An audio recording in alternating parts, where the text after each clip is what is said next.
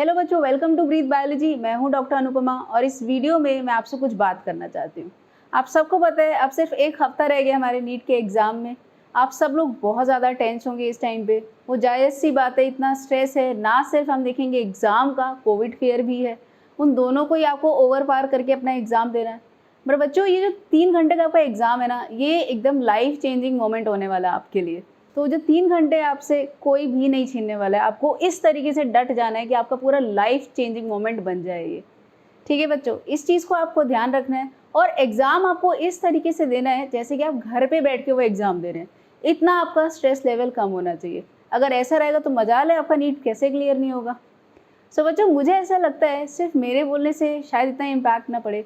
आपके जो age group के लोग हैं वो अगर आपको कुछ समझाएं तो ज़्यादा इम्पैक्ट पड़ेगा। तो आज की वीडियो में मैं बच्चों अपने कुछ एक्स स्टूडेंट्स की वीडियो लेके आई हूँ जो नीट क्वालिफायर्स हैं। मुझे ऐसा लगता है उन्होंने जो भी बोला है उससे आप बहुत ज़्यादा मोटिवेट होंगे और आई एम श्योर आप डेफिनेटली उस पर वर्क करके अपने नीट के एग्ज़ाम को बहुत अच्छी तरीके से अटेम्प्ट करने वाले हैं।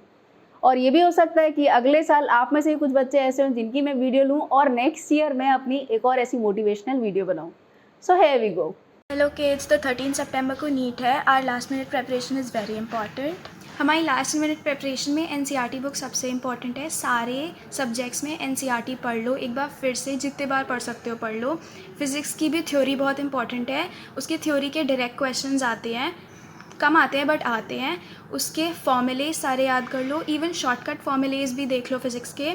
केमिस्ट्री की इनऑर्गेनिक भी एनसीईआरटी से पढ़ लो लाइन बाय लाइन, उसके वहाँ से क्वेश्चंस आते हैं। ऑर्गेनिक के नेम रिएक्शंस आने चाहिए एंड उसके एनसीईआरटी के एग्जांपल्स एंड पीछे के क्वेश्चंस, ऑलमोस्ट सारे चैप्टर्स के पीछे के क्वेश्चंस कर लो। बायो की तो लाइन बाय लाइन क्वेश्चंस आते हैं एनसीईआरटी से, तो NCERT is very important for that. Even last year papers कर लो, पिछले साल का एंड उसके पिछले साल के लास्ट ईयर नीट क्वेश्चंस कर लो और टाइम करके अपने आप को पेपर करो 3 घंटे का, जैसे फाइनल एग्जाम में होने वाला है। एंड कोशिश करो कि लास्ट के 30 मिनट्स बच जाएँ for revision and for everything. Also paper देना इज़ ए डिफरेंट आर्ट। तुमको आना चाहिए कि जब पेपर दो तो you should start with your strong subject. Usually bio होता है, then you go to chemistry and then you go to physics. Every question is equally important. Every question will give you 1 mark. So even if you don't know a physics question which is difficult and you can attempt a bio question. और जो questions नहीं आते हैं उनको skip करो, उनको and के लिए छोड़ो। ऑल्सो 80% क्वेश्चन जो एग्ज़ाम में आएंगे वो ईजी होंगे, तो इवन इफ़ यू अटैम्प्ट 80% तो तुम्हारे 600 मार्क्स सिक्योर हो जाएंगे, विच इज़ वेरी गुड। बाकी 20% तुम लास्ट मोमेंट पे अटैम्प्ट करो। भरना वो गोला करना इज़ वेरी इंपॉर्टेंट। साथ साथ करते जाओ, वरना एंड में करते हो तो ध्यान रखो कि 30 मिनट्स तुम्हारे पास हैं वो करने के लिए। एंड ध्यान रखना negative marking as much as possible ना हो, क्योंकि नेगेटिव मार्किंग इवन इफ़ तुम एक क्वेश्चन की करोगे you can go down 200 ranks, which is scary. तो try to avoid it as much as you can and all the best. Hello friends, my name is Mridul Mishra and I am doing my MBBS from Dr. Ram Manohar Lohia Institute of Medical Sciences। तो 10 से 15 दिन बचे हैं आपके NEET के और आखिरी time पे आपकी स्ट्रेटेजी क्या होनी चाहिए मैं आपको यही बताना चाहता हूँ।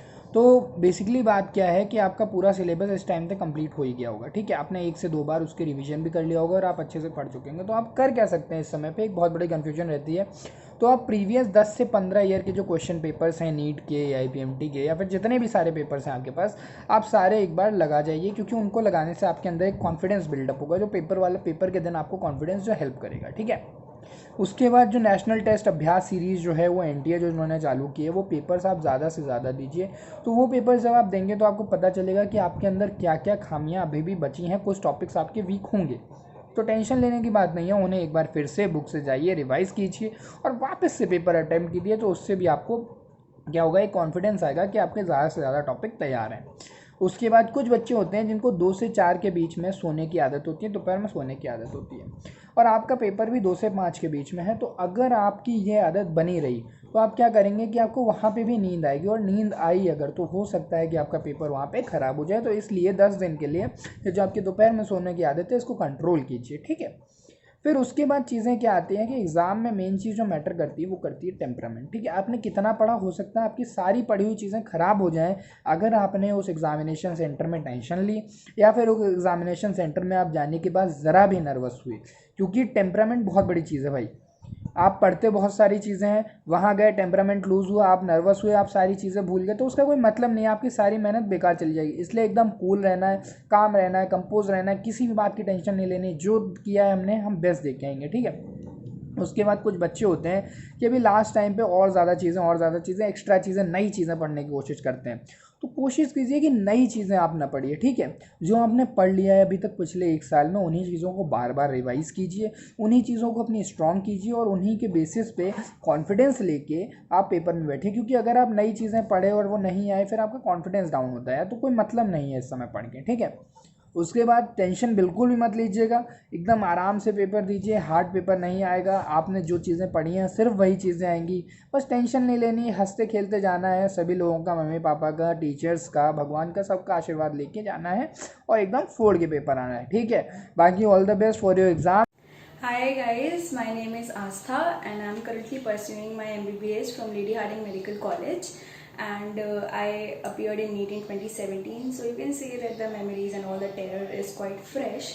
And from my experience I would like to share certain things that maybe can help you. Okay, so first and foremost, nothing can beat your confidence. Okay, so nothing can beat your confidence, and your preparation is the best. You have to have that level of attitude before you start writing the paper. All right, so believe in your preparation, believe in your teachers, believe in your knowledge. Okay, that is something that will make you confident enough. All right, second thing is, I want that you guys simulate all the weird situations, all the weird things that can happen during the exam. I don't want you to constantly think about it and actually make it happen by the negative energies. No, I just want that you think, okay, if this thing happens, what will I do?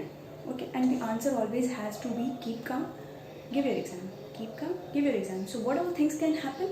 Somebody sitting behind you can vomit out of stress, can go in hysteria, somebody can start fighting with somebody spills water. So all these situations and many more which you can think of, answer is pray to God that that person gets out of the situation. Keep calm and give your exam, because those 3 hours is not meant to show humanity. It's not meant for you being indulged in any other thing. It's just for you, your paper and your further dream and everything. Alright, so just focus on yourself. So beforehand only simulate those situations and prepare yourself that how will you act if any such thing happens. Okay, it is very important to condition your brain if any such thing happens. ठीक है, रिफ्लेक्सली तुम्हारे brain को ऐसे नहीं होना चाहिए कि एकदम से पैनिक ही हो गया और किसी भी सिचुएशन में एकदम इंडल्ज हो गया. ऑलराइट, सो इसलिए सिमुलेट नाइसली. ठीक है, don't keep thinking and don't create negative aura, just simulate enough. Alright, then the third is, I want that you guys understand there are 2 types of revision. Okay, one is cramming and the other is little warm up. Alright, so the cramming, how does and when does cramming helps? Cramming is like 2-3 people standing in a group revising many things. Okay, so that helps when you have to write a subjective paper and you need to get in more of information. Alright, but here you are appearing for an objective thing. You have to be focused, you have to have one answer, clear answer in your mind. Alright, so for that your brain does not need very much cramming and very much tiredness and fatigue and oh my god, lack of confidence because of all those things happening. Okay, fast. So what you have to do is light warm up by revising simpler things that you are confident of. Okay, like simple formulas, simple definitions. ठीक है, fair enough. So with this, these are the 3 things which I will really like if you guys adapt like 10-20 days before exam, and slight warm up wala thing 15-20 minutes before exam. And all the best to everybody, and you guys will do really great. And believe this, that we are all eagerly waiting for the 2020 batch to come, as it is becoming a really historic batch because you guys are appearing in pandemic time. Okay, so it is itself a great achievement. So yes, be prepared, be confident, simulate the situations, and warm up your brain 15-20 minutes before exam. And yes, we are all ready to welcome you. Come here, come safely and give your exam safely. Follow all the precautions. Alright, bye-bye. Hi guys, my name is Sufyan and I'm a first year MBBS student. First of all, thank you Anupam ma'am for having me on your channel. You are doing great. And coming straight to the point, this video is about NEET aspirants, a last minute preparation for it. So drill हम सबको मालूम है, 7 से 8 दिन बचे हैं आज से, और पेपर्स ही लगाने हैं सबसे ज़्यादा। मैं भी इसी तुम्हारी तरह वीडियोस देख रहा था दूसरे लोगों को क्या करें, तो आंसर भी यही था, काफ़ी कॉमन आंसर था कि पेपर्स लगाओ अपने। तो मैं एक हफ़्ता ही बचा था नीट का, तो मैं रोज़ 3 पेपर लगा रहा था। That means I was investing like 9 hours doing my paper, और 3 आवर्स उसके बाद मैं एनालाइज कर रहा था अपनी गलतियाँ। अब यहाँ पर तुम्हें नई चीज़ याद करने की कोई ज़रूरत नहीं है। तुम्हें ये गलतियाँ जब करेक्ट करोगे वही तुम्हारी नई चीज़ लर्न हो जाएंगी उसी से, पहली चीज़। अब दूसरी तीसरी चीज़ मेरी ये है कि मैं अपनी गलतियाँ बताऊँगा। मैं बताऊँगा नहीं कि मैंने क्या करा है, मैं गलतियाँ बताऊँगा सीरियसली। पहली बात, नीट से एक दिन पहले प्लीज़ भाई सब लोग कुछ भी घर पे जाना, अच्छा खाना बनवाना, मम्मी से जो भी अपना फेवरेट खाना हो वो कहना बना दो, और सो जाना। मैं नहीं सोया था नीट की रात, मैं ऑनेस्टली बोल रहा हूँ, लेकिन भाई तुम लोग सो जाना, बता रहा हूँ। अगले दिन समझ में नहीं आएगा क्या हो रहा है। दूसरी चीज़ ये थी, सो जाना।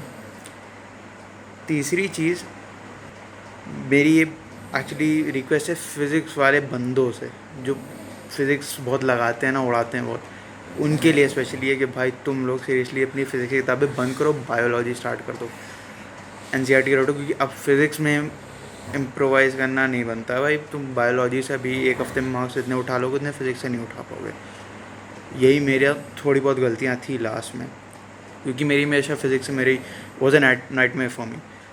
तो ये करो, सोना, पेपर लगाओ, analyse your mistakes.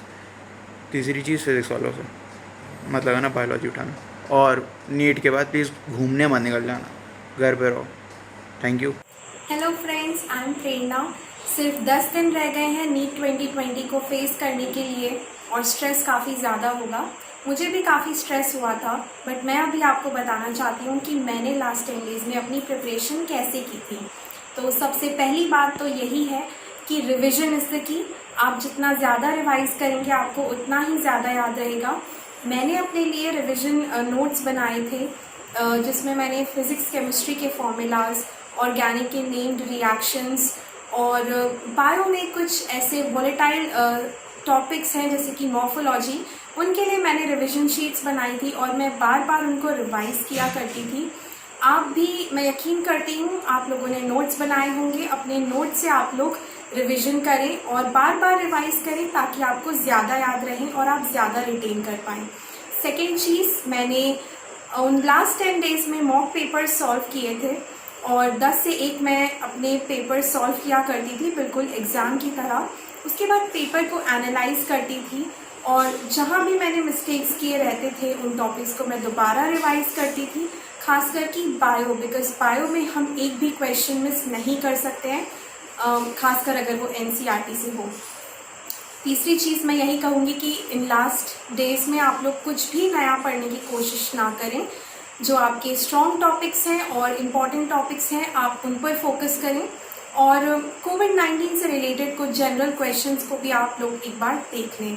Eight last I would like to say that please be positive and confident, because आपने इतना ज़्यादा हार्ड वर्क किया है और अपना टाइम दिया है। आप लोग पॉजिटिव रहें, काम रहें, स्ट्रेस से थोड़ा दूर रहें। So all the best. Hello, I'm Vaibhav. I'm a third year medical student at Cooper Hospital, Mumbai, and I competed the NEET exam in 2017. So, since the NEET exam is only a few weeks ahead now, a lot of you might be thinking as to what is the best way in which we can revise this massive 2-year course in such a short span of time. So, in my opinion, practice as much questions as you can. That's the only way where you can cover the maximum grounds in minimum amount of time. So try and practice previous year's question papers or model test papers from a reliable source, and time your questions. That's really important. You need to try and finish all the questions in the 3 hours time frame, and then focus only on those questions where you made mistakes. So you can divide your day into 2 halves. In the first half you can practice like 2 questions every day, 2 question papers, and then in the second half you can focus only on those questions and read up those specific topics where you mark the wrong answers. So 90% of the content is already there in your mind. You just need to focus on the rest of the 10% where you are making mistakes. And for biology I would like to say that you can devote specifically 2-3 days only for biology and revise as many topics as you can so that everything is fresh in your mind right before the exams. So I hope you find that useful, and all the best for your exams. Thank you. Hello friend, I am Krishnakant, MBBS student of doctor Ram Manohar Lohia, institute of medical science, Lucknow. आज मैं आपको कुछ ऐसी बातें बताने जा रहा हूं जो एग्ज़ाम से पहले आपके लिए काफ़ी महत्वपूर्ण साबित हो सकती हैं। दोस्तों, जब एग्ज़ाम नज़दीक आता है उस दौरान हर स्टूडेंट घबराया हुआ होता है, क्या करें या क्या ना करें। इस दौरान उसके लिए कुछ बातें काफ़ी महत्वपूर्ण साबित हो सकती हैं। जैसे first point, trust yourself, you know more than you can do. आप खुद पर भरोसा रखिए, आप जितना सोचते हैं उससे कहीं ज़्यादा कर सकते हैं, आपकी क्षमता कहीं और भी ज़्यादा है। इसमें आप अपना आत्मबल कमज़ोर न करें और खुद को मजबूत बनाइए। Second point, learn simple your own notes, NCERT and previous year papers. आप खुद के बनाए हुए नोट्स पर ध्यान दें और अधिक जानने का प्रयास न करें और NCERT सॉल्व करते रहें। प्रीवियस ईयर के क्वेश्चन पेपर पर पूरा ध्यान दें। और इसके अलावा अगर आप कुछ और सॉल्व करना चाहते हैं तो NCERT की एक्सरसाइज सॉल्व कर सकते हैं। Third point, try to solve one previous year question paper every day. आप कोशिश कीजिए कि प्रत्येक दिन एग्ज़ाम के निर्धारित समय पर एक प्रीवियस ईयर का क्वेश्चन पेपर ज़रूर सॉल्व करें। और अगर आप ऐसा नहीं कर पा रहे हैं या 3 घंटे में आपसे पेपर सॉल्व नहीं हो पा रहा है तो आप फ्रस्ट्रेट ना हों और आप इसे छोड़ भी सकते हैं, क्योंकि कोई ज़रूरी नहीं होता है कि जो मेंटल प्रेशर एग्ज़ाम हॉल में होता है वो मेंटल प्रेशर आपके रूम में हो। Fourth point, don't engage yourself with unnecessary matter of friends और फैमिली। आप अपने फैमिली और फ्रेंड्स से जुड़ी हुई उलझाने वाली बातों से दूर रहें। प्रयास करें कि ऐसा वातावरण बनाएं जो आपको खुश रख सके, और ऐसा वातावरण आपके लिए अच्छा साबित होगा एग्ज़ाम टाइम तक। Fifth point, self confidence is most important. आप अपने पर भरोसा रखें, आपने जितनी पढ़ाई की है तो आप कुछ भी कर सकते हैं। और आप ऐसा मत सोचिए कि पेपर के बाद क्या होगा। पेपर के बाद कुछ मत सोचिए, रिजल्ट पर बिल्कुल ध्यान मत दीजिए, आप सिर्फ एग्ज़ाम पर ध्यान दीजिए। 6 point, take care of your health.